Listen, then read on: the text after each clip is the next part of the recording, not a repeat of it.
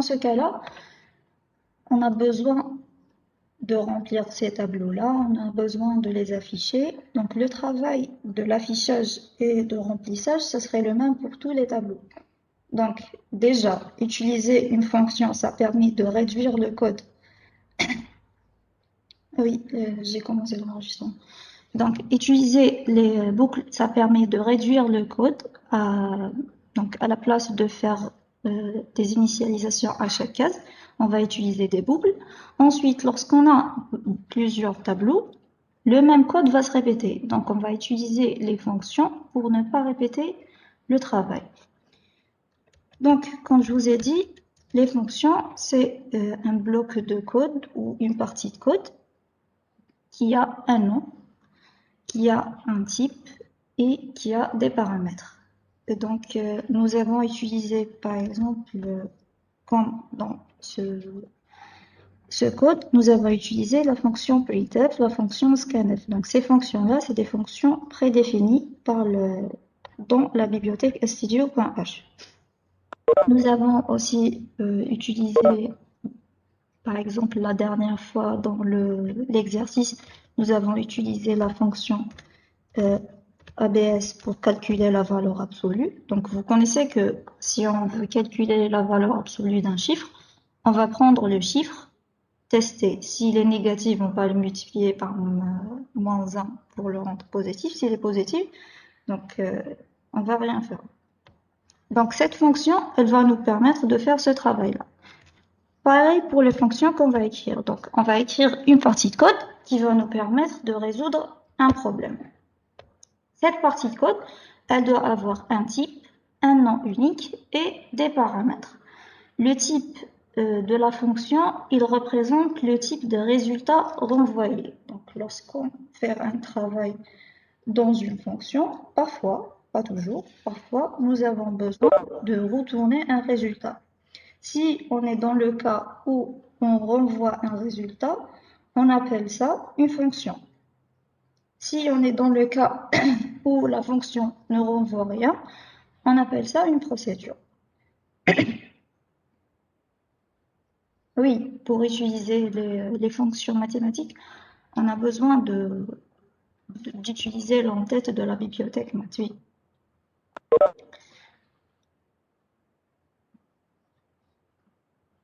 Oui, ABS, c'est la valeur absolue.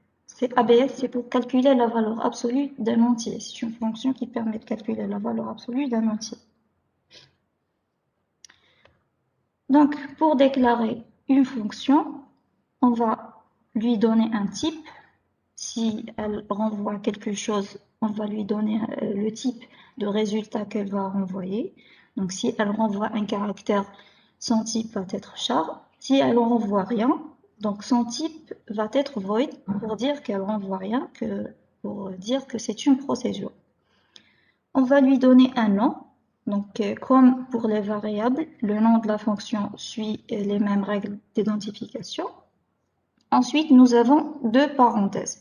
Entre ces deux parenthèses-là, on va avoir les paramètres de la fonction. Les paramètres de la fonction, c'est lorsqu'on a besoin d'utiliser ou bien d'alimenter une fonction avec des informations, on va lui envoyer des paramètres.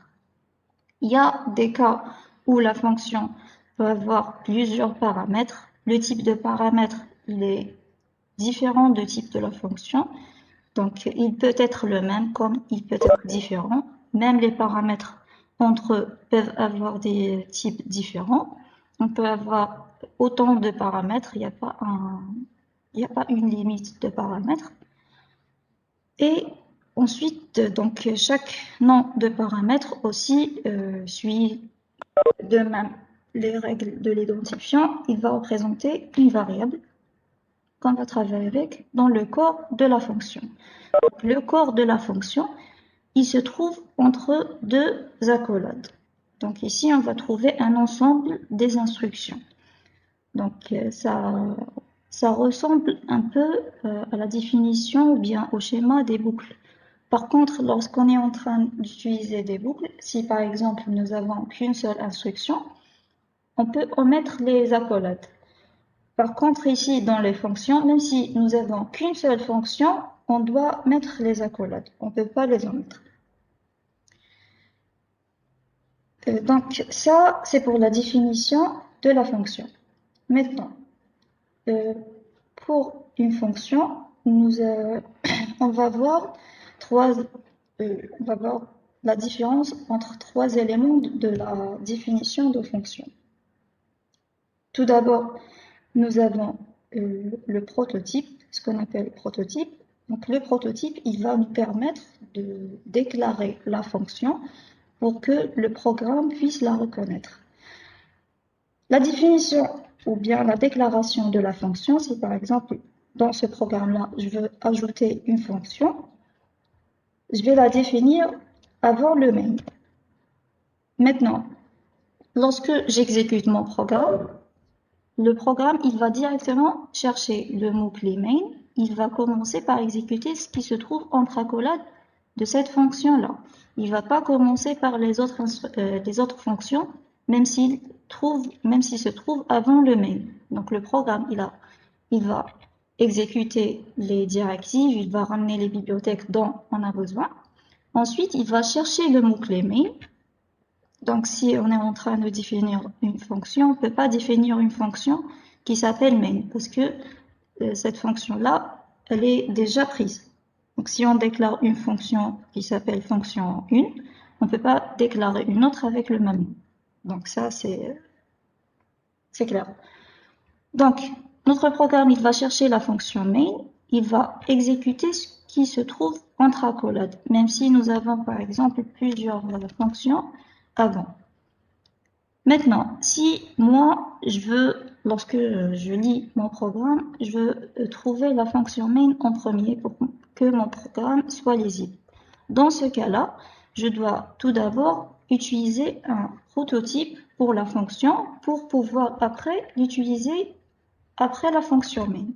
Si j'utilise pas le prototype, je dois utiliser ma fonction, je dois faire la déclaration de ma fonction avant la fonction main. Le prototype d'une fonction, c'est tout simplement son type, son nom, entre parenthèses, c'est paramètres, suivi par un point-virgule. Donc, on va en mettre ces deux accolades ici. On va en mettre tout ce qu'il y a entre accolades. On va mettre un point-virgule. Et ça va représenter le prototype d'une fonction. Par exemple, disons une fonction, donc la plus naïve, c'est la fonction somme, qui prend deux paramètres, disons A et B. Donc si je mets un point-virgule ici, ça veut dire que ça, c'est un prototype. Si j'oublie, par exemple, le point-virgule, mon programme va la considérer comme une définition ou bien une déclaration de la fonction. Donc si je déclare ma fonction, je vais utiliser les accolades et je vais écrire mon code dedans. Si je vais donc mettre un point-virgule, je vais copier d'abord tout ça.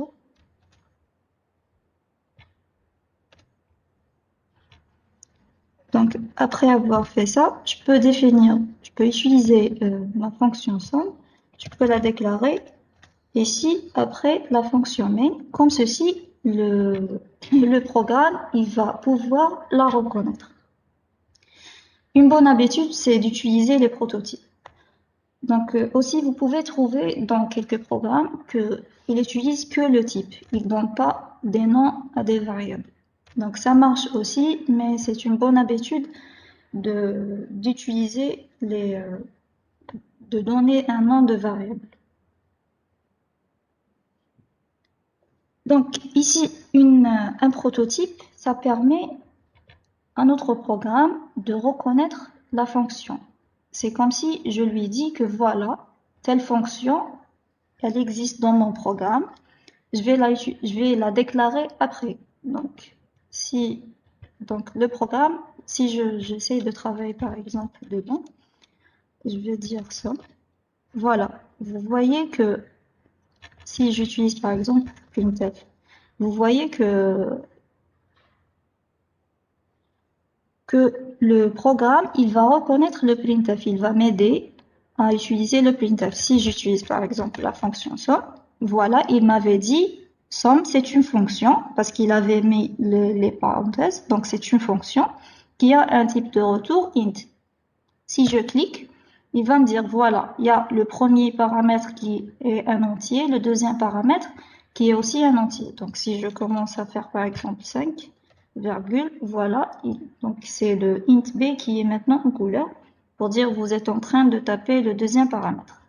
Si je supprime l'entête, dans ce cas-là, ça serait difficile à le programme de la reconnaître. Il ne va pas m'aider lorsque je suis en train de l'utiliser. Donc si je tape sum, donc elle est là-bas, c'est pour ça que... Mais si je laisse la déclaration telle qu'elle est, sans utiliser le prototype, ça va me déclencher une erreur. Donc, utiliser le prototype, ça permet de définir ma fonction soit avant, soit après le main. Par contre, même si j'utilise la déclaration sum avant le main, le programme il va commencer par la fonction main. Donc, il va d'abord commencer par l'exécution des directives. Donc, il va ramener les bibliothèques. Ensuite, donc ça, c'est pas main, il va pas exécuter. Il va juste le considérer comme déclaration. Si j'ai une deuxième fonction qui se trouve après, il va pas la considérer tant que son nom n'est pas main. Donc, il va directement chercher le nom main. Il va exécuter ce qu'il y a entre accolades de la fonction main. Donc, ensuite, si j'ai besoin d'exécuter une fonction, je vais l'appeler dans la fonction main. Donc, comme ici, printf, c'est un appel de fonction printf. Si j'en ai besoin d'utiliser la fonction sum, je vais faire un appel à la fonction sum. Donc, un appel, c'est l'utilisation de la fonction. Pour faire appel à la fonction, ça dépend de son type, de ses paramètres, et ainsi de suite. Donc, c'est la déclaration, voilà. Donc ici, j'ai utilisé l'exemple de factoriel. Donc, ici, j'ai une fonction qui a un type entier. Donc, ce type entier va représenter le résultat qu'on va renvoyer. Donc, je vais calculer le factoriel d'un chiffre donné par l'utilisateur. Donc, ici, dans le corps, c'est le calcul de factoriel, vous le savez déjà. Ici, entre parenthèses, c'est le paramètre que j'ai passé à ma fonction. Donc ici, comme le factoriel, j'en ai besoin d'un seul paramètre. J'en ai besoin d'un chiffre pour calculer son factoriel. Ensuite, après avoir tout calculé, je dois retourner mon résultat. Je dois renvoyer le résultat. Pour renvoyer ce résultat, on va utiliser le mot-clé return. Après ce return, nous allons renvoyer une variable de même type qu'on a déclaré au début. Donc si c'était pas main, c'était pas entier, c'était float, le type de la variable que je vais envoyer doit être de type float. Si je suis en train d'utiliser une procédure et si c'était un void, je vais en mettre le return. Si je suis en train d'utiliser une procédure, je trouve pas le return, je trouve un void ici. Donc ça serait void. Elle peut avoir elle peut avoir des paramètres ou non, mais elle peut pas avoir un return. Elle fait un travail sans rien retourner. Donc ça, c'est une déclaration de la fonction factorielle sans utiliser le prototype. Et ça, c'est la déclaration avec le prototype.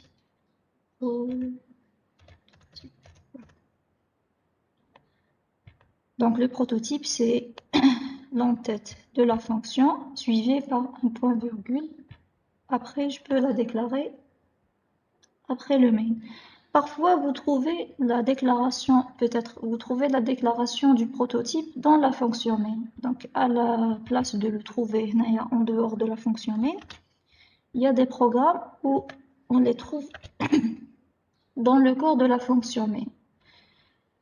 Dans ce cas-là, Si je veux utiliser la fonction factorielle dans une autre fonction, si par exemple j'ai une fonction qui fait la somme et qui a besoin d'utiliser le factoriel, et j'ai déclaré mon prototype ici dans le main. Dans ce cas-là, la fonction somme ne va pas reconnaître le factoriel. Elle dit que la fonction parce qu'elle va être en quelque sorte locale à la fonction main. Il n'y aura que la fonction main qui peut l'utiliser. Donc, ça serait une bonne habitude de la déclarer en dehors de la fonction main. Maintenant, pour l'appel des fonctions, donc, nous avons par exemple ici déclaré notre fonction factorielle et on va l'utiliser. Donc, la fonction factorielle ici, elle a un retour. Elle retourne quelque chose. Donc, puisqu'elle retourne quelque chose, cette valeur ou bien ce résultat, je dois l'affecter à une valeur, ou bien je vais l'afficher, ou bien je vais utiliser. Donc, si je veux utiliser le résultat du factoriel, donc dans ma fonction main, je vais déclarer une variable de même type de retour pour dire par exemple résultat, et je vais faire appel à la fonction factorielle. Donc ici, dans la fonction factorielle, elle prend un seul paramètre. Lorsqu'on est en train de faire appel à la fonction, on va envoyer des arguments. Donc par exemple, ici c'est un entier, je peux taper par exemple 5. J'ai un seul paramètre, donc je vais envoyer un seul argument. Et je ferme ma parenthèse, je mets un point virgule. Donc le travail qui va se passer ici, donc j'ai déclaré un entier résultat, je trouve factoriel et entre parenthèses 5. Donc tant que le programme reconnaît que ça c'est une fonction, il va prendre ce 5 là, il va le copier dans la variable chiffre, il va exécuter la fonction factorielle et à la fin nous avons un return. À la fin, ce return là, il va l'affecter dans la variable résultat. Donc ça, lorsqu'on a une fonction qui a un type de retour et elle a aussi des paramètres. Si on n'était pas en train de travailler avec des fonctions mais avec des procédures, on ne fait pas l'affectation. Si c'était un void et on n'avait pas le return, donc ici, on ne va pas l'affecter. On n'a rien comme retour, on n'a rien comme résultat. Donc, on ne peut pas affecter donc, le résultat de la fonction à une variable tant que le résultat n'existe pas. Donc, directement, on va faire appel à la fonction.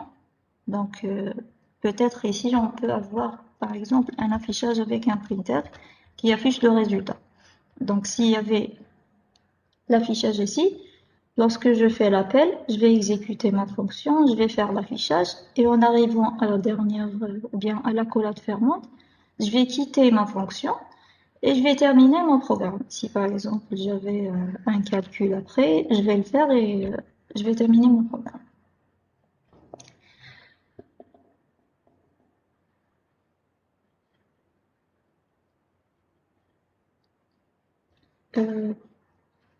La différence...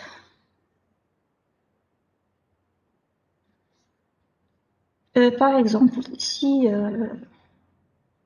je déclare par exemple int fact et je lui affecte 1. Non, j'ai pas bien compris votre question.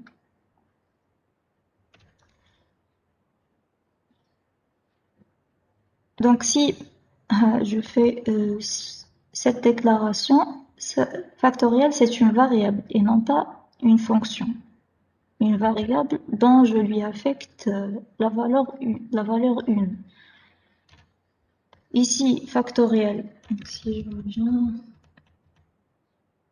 Voilà. Ici, factoriel de 5. Factoriel, c'est une fonction que j'ai définie. Elle prend un paramètre de type entier et elle me retourne un un résultat de type entier. Donc ce entier-là, il peut, donc ici j'ai tapé 5, il peut être un entier que l'utilisateur par exemple m'a fourni, ou bien il peut être une variable que j'ai déclarée, je lui ai affecté une variable. L'essentiel que le type de l'argument que je vais passer, il a le même type que le paramètre de la fonction. Donc ici, je peux dire de x. Je sais pas pourquoi j'ai tapé 2x. Voilà. Aussi, même là, j'ai chiffre. Je peux avoir le même nom. Je peux avoir le nom chiffre. Mais ça serait différent. Ça serait pas le même, ça serait pas la même variable que je suis en train de l'utiliser. Lorsqu'on est en train d'utiliser les fonctions, côté mémoire, on est en train d'exploiter une nouvelle partie de la mémoire. Donc souvent, lorsqu'on est en train d'utiliser que le main, nous avons dit que dans la mémoire centrale où on va donc lorsqu'on va déclarer nos variables, on va réserver des espaces mémoire pour ces variables. Tout dépend de leur type et ainsi de suite. Donc, par exemple, disons que j'ai cet espace mémoire pour un certain x, cet espace mémoire pour certain y, et ainsi de suite. Tout dépend les valeurs des variables que je suis en train d'utiliser dans la fonction main. Maintenant, lorsque je suis en train d'utiliser une fonction, ce qui se passe, c'est qu'on va exploiter une nouvelle partie qui s'appelle la pile. Donc, on peut dire qu'elle existe, disons ici. Donc,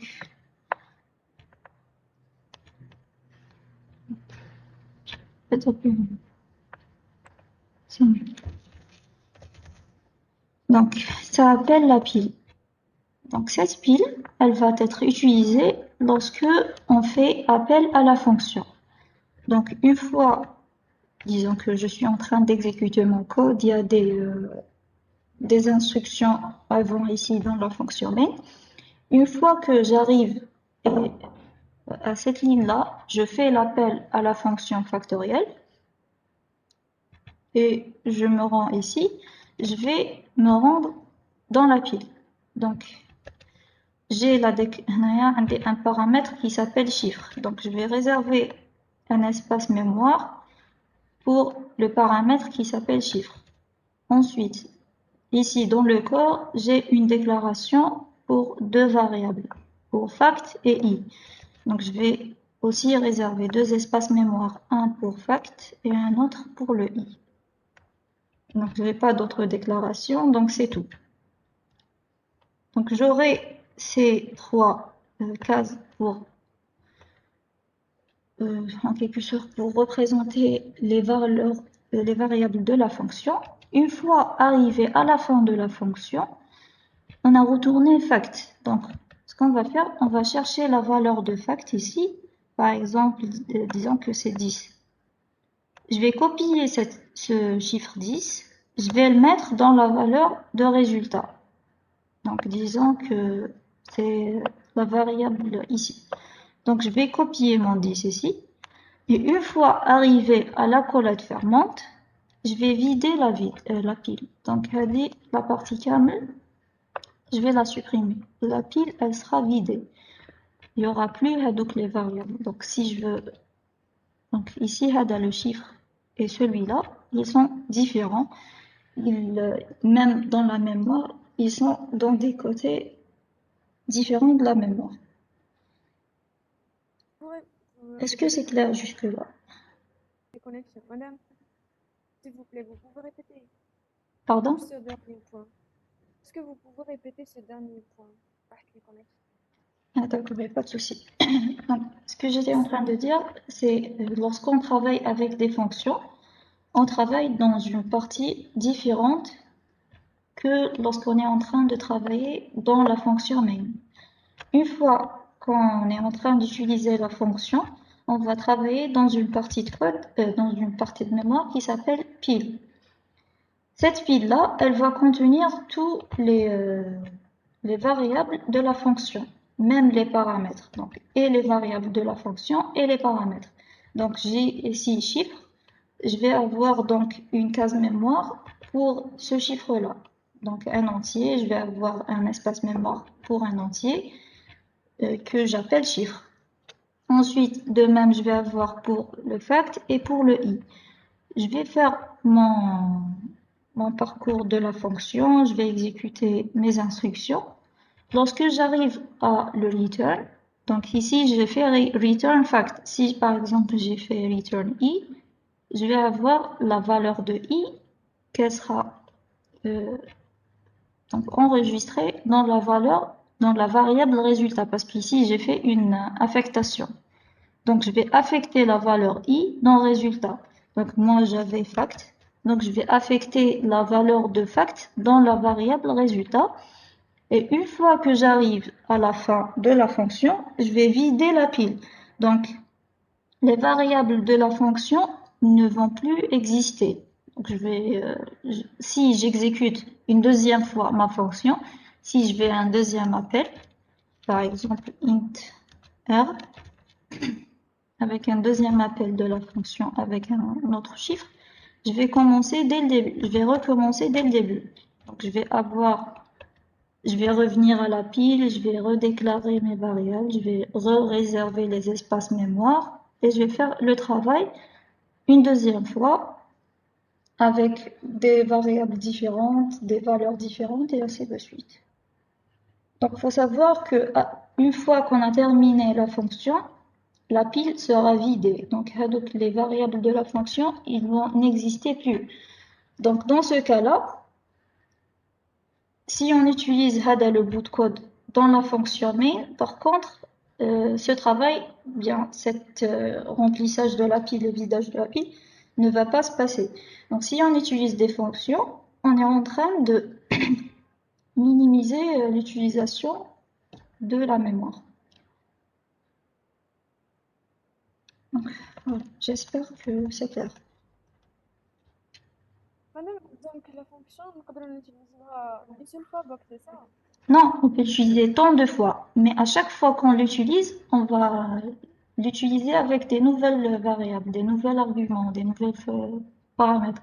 Donc, si je fais factoriel de 5 ici, je peux faire un deuxième appel avec le factoriel avec un deuxième argument, par exemple 10. C'est-à-dire, on a int résultat égal à factoriel de 10, c'est ça? Oui, si je fais, donc, par exemple, je peux utiliser la même valeur, je fais 10, donc le résultat, il va avoir une deuxième valeur. Si je fais un printf avant cette ligne et je fais un printf après, j'aurai des résultats différents. À la première fois, j'aurai le factoriel de 5 et à la deuxième fois, j'aurai le factoriel de 10. Donc, je vais réexécuter la fonction dès le début avec un nouveau paramètre. Ah, d'accord. Donc, le premier appel, la pile c'est ça, la pile qui يروحوا لها les valeurs Les هذوك variables. et puis encore une fois في l'appel deuxième يعاودوا يجوا et puis يعاودوا يروحوا. C'est ça. Voilà, c'est ça. D'accord, merci. Je vous en prie. Donc voilà, ce travail-là va nous permettre de minimiser l'utilisation de la mémoire. Parce que si ce code-là, كان داخل le main, si j'avais pas utilisé la fonction, j'aurai des valeurs qui existent toujours dans la mémoire. Vous voulez dire n ici à la place de ce entier-là. Donc, il y a l'appel de la fonction, l'argument que je vais passer à ma fonction. Je peux avoir, par exemple, ici, j'ai fait chiffre. Je peux faire l'appel de ma fonction avec chiffre. Donc, je déclarais avant. Et j'ai initialisé même. Je peux aussi avoir un int n, par exemple, et je fais un scanf de ce n-là.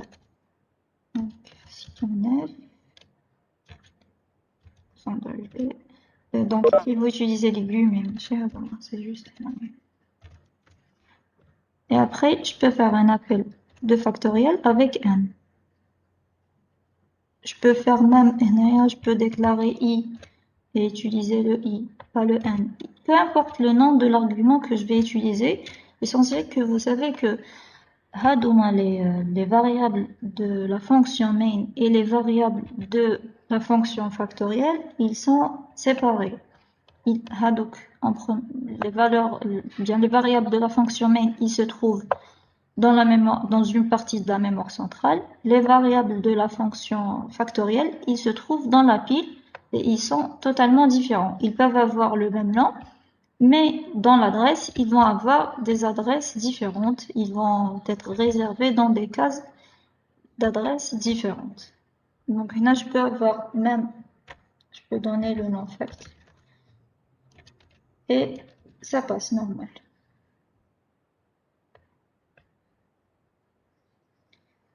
C'est clair?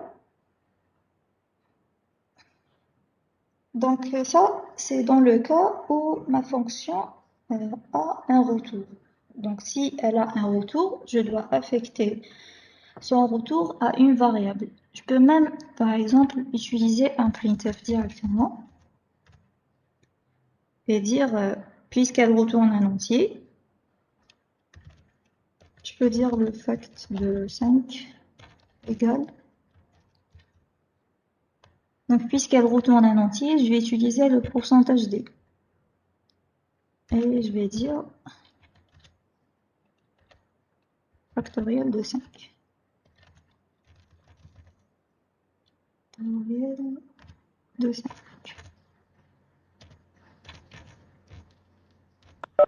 Par exemple. Pourquoi? Parce que ce factoriel-là, il va en quelque sorte être affecté à ce pourcentage d pour être affiché à l'écran. Donc, dans ce cas-là, oui, je peux utiliser ma fonction factorielle comme ceci. Si ma fonction factorielle ne retourne rien, donc dans ce cas-là, ça va me poser des problèmes. J'ai fait un pourcentage d, donc mon compilateur, il a besoin d'un entier alors qu'il trouve rien. Donc lorsqu'on est en train d'utiliser des procédures, bien des fonctions qui ne retournent rien avec des voids, on ne peut pas faire une affectation avec ces fonctions-là. Donc par exemple, j'ai fait un exemple ici. Voilà, par exemple, une fonction qui permet d'afficher un simple message à l'utilisateur. Donc, si j'en ai besoin de faire appel à cette fonction, je vais tout simplement utiliser son nom. Et parce que donc, dans ce cas-là, elle ne prend pas des paramètres. C'est une fonction qui ne retourne rien et qui n'a pas besoin d'être alimentée. Elle n'a pas des paramètres. Donc, lorsque je vais l'appeler, je vais directement utiliser son nom avec des parenthèses et un point-virgule et elle va exécuter ce qui se trouve entre accolades. Donc, dans ce cas-là, il y a un seul message. On peut avoir plusieurs instructions. C'est juste pour vous donner un exemple. Donc, ça, c'est un cas. Un deuxième cas, c'est que j'ai une procédure ou une fonction avec aucun retour qui prend des paramètres. Dans ce cas-là, lorsque j'appelle ma fonction, je dois lui alimenter avec des arguments. Donc, comme ceci, cette fonction, elle prend un caractère en entrée ou bien en paramètre. Je dois lui alimenter avec un argument de type char. Donc ici, j'ai utilisé directement un caractère. Lorsqu'on utilise des caractères, on va utiliser les apostrophes. Donc, j'ai appelé la fonction avec un caractère f. Donc, dans ce cas-là, si j'exécute ma fonction, donc j'ai des conditions. Je vais ignorer cette partie parce que le caractère est différent de h. Je vais exécuter la deuxième partie parce que mon caractère est égal à f.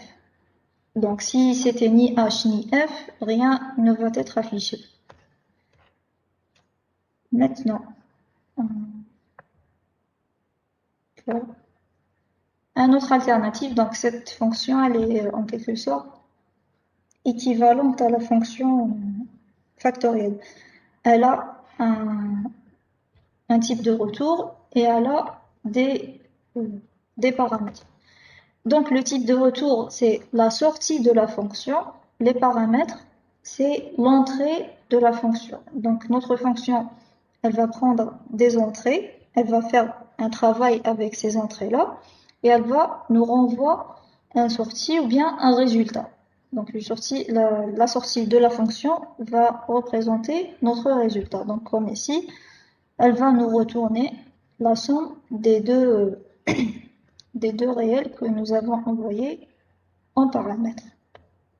Comme on peut avoir des fonctions qui ont un type de retour, mais qui n'ont pas des paramètres. C'est comme si on a fait, donc nous avons 4 parce que nous avons soit un type de retour, soit des paramètres, et nous avons fait une combinaison entre ces deux-là, et nous avons 4 types de fonctions procédures.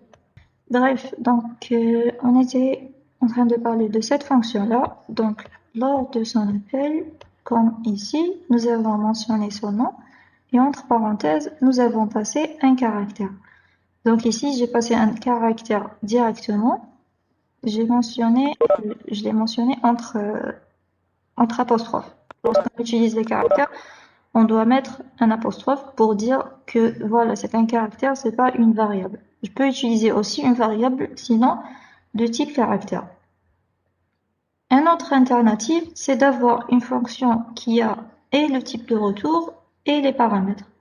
Donc dans ce cas, lorsque j'utilise ma fonction, je dois affecter son résultat à une variable et je dois lui alimenter avec des arguments. Donc si je fais l'appel à cette fonction-là, je vais affecter son résultat dans une variable de même type de retour de la fonction et je vais lui alimenter avec des arguments de même type des paramètres que j'ai déclarés dans ma fonction. Donc ici, vous voyez كامل عندهم un type float. Mais on peut avoir des types différents. Ici, je peux avoir un int, ensuite ici un caractère. Ça dépend le besoin de la fonction ou bien le besoin du problème qu'on est en train de résoudre. Un dernier alternative est d'avoir une fonction qui a un type de retour, mais qui ne prend aucun paramètre. Donc directement, par exemple, cette fonction-là, elle récupère le genre de l'utilisateur et le renvoie comme en tant qu'un caractère. Donc, son type, c'est char. Donc, lorsque je fais ma affectation, je dois utiliser. Donc, j'ai pas fait l'appel. Donc, si je fais l'appel avec cette fonction, je dois utiliser un caractère. Je dois affecter son résultat dans une variable de type char. Mais elle ne sera pas alimentée. Donc, elle n'a aucun paramètre et donc elle n'a pas besoin d'être alimentée par des arguments. Si je prends ce code-là ici,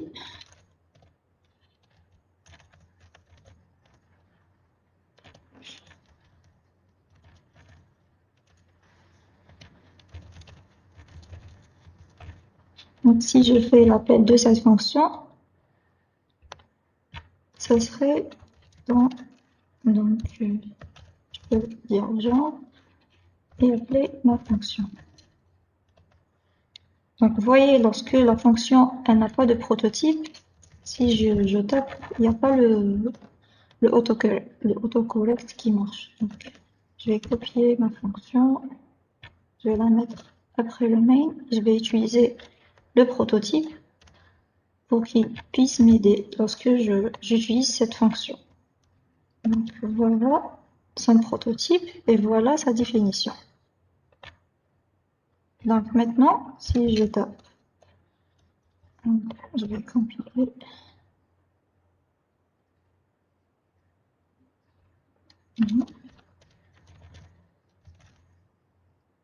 Mais pardon, pourquoi ça marche pas?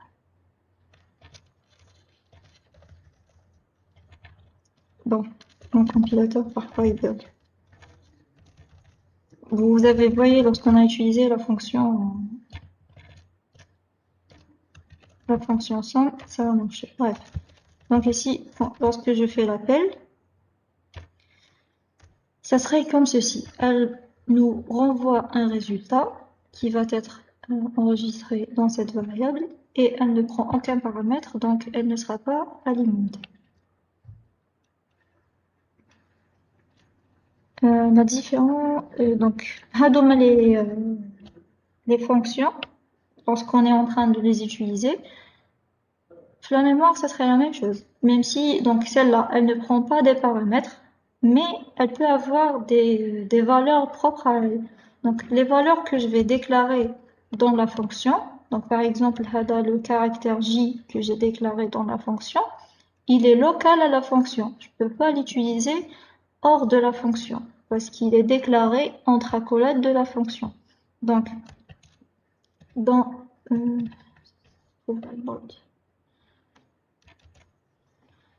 dans la pile, si je dessine une autre, ça serait pareil pour une autre fonction. Donc seulement, ici, elle n'a pas de paramètres. Donc, je vais pas déclarer je vais pas réserver un espace mémoire pour des paramètres. Je vais seulement réserver un espace mémoire pour les variables qui existent dans la fonction. D'accord. Donc, il est 10 heures. Vous avez un cours maintenant, donc on va s'arrêter ici. Je vais vous envoyer le cours avec un exercice. J'aurais aimé qu'on fait un exercice, mais bon. Allez, on va s'arrêter ici. Merci à tous. Et bonne journée.